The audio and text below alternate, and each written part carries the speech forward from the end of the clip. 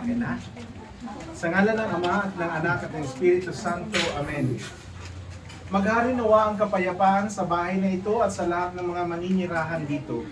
Mga kapatid, halina at makinig sa banal na salita ng Diyos nang makintal sa ating puso at diwa ang aral na gabay ng mga anak sa kanilang buhay. Sumainyo ang Panginoon At sumainyo rin. ang mabuting balita ng Panginoon ayon kay San Lucas. Papuri sa iyo, Panginoon. Sinabi ni Jesus, pagpasok ninyo sa alinmang bahay, sabihin muna ninyo, maghari nawa ang kapayapaan sa bahay na ito. Kung maibigin sa kapayapaan ang nakatira roon, sasa kanila ang kapayapaan. Ngunit kung hindi, hindi sila magkakamit nito. Manatili kayo sa bahay na inyong tinutuluyan. Kapag tinanggap kayo sa alinmang bayan, kanin ninyo ang anumang ihanin sa inyo, pagalingin ninyo ang mga may sakit doon, at sabihin sa bayan, nalalapit na ang paghahari ng Diyos sa inyo. Ang mabuting balita ng Panginoon. Pinupuri ka namin, Panginoong Jesucristo. Sinabi ni Jesus, pagpasok ninyo sa alinmang bahay, sabihin muna ninyo, maghari nawa ang kapayapaan sa bahay na ito. Habang pumapasok po tayo dito sa bahay na ito, hindi lamang po natin ipinagdarasal na magkaroon dito ng kapayapaan. Ang ipinagdarasal po natin, higit sa lahat, ay sana ang prinsipe mismo ng kapayapaan, ang Panginoong Jesucristo mismo, ang manahan sa tahanan ito at sa puso at diwa ng bawat isang tutuloy dito. Samahan po ninyo ako sa pagbabasbas ng tahanan ito sa pamamagitan po ng pagtataas ng inyong kanang kamay. Manahan ka, Panginoong Jesucristo, sa piling ng mga nagpapasinaya sa bahay na ito at humihiling ng pagbabasbas sa iyo upang sa paglagi rito ay kanilang madama ang iyong pagkupkup, upang sa paglabas dito ay kanilang makamit ang iyong pagtataguyod, at upang sa pagbalik dito ay kanilang mapaunlakan ang iyong pagpasok hanggang ang talan ay sumapit sa iyong inihandang tahanan sa maligayang pagpisan sa iyong Ama sa kalangitan, hari namin nabubuhay kasama ng Espiritu Santo, magpasawalang hanggan. Amen. Ang banal na tubig nawang ito ay magpaalala ng ating pagkikisa sa kamatayan at pagkabuhay ni Kristo sa sakramento ng Biblia. Amen. Ito sa Holy Water. Sama kami.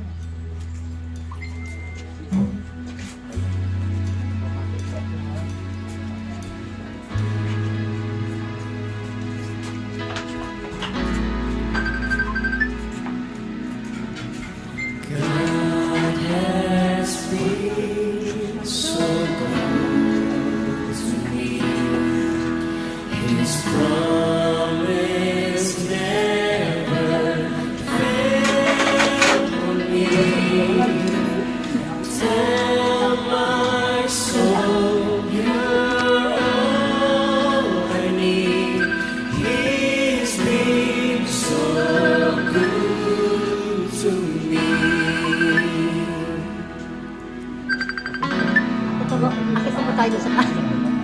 Akala ko akit pa tayo sa taas.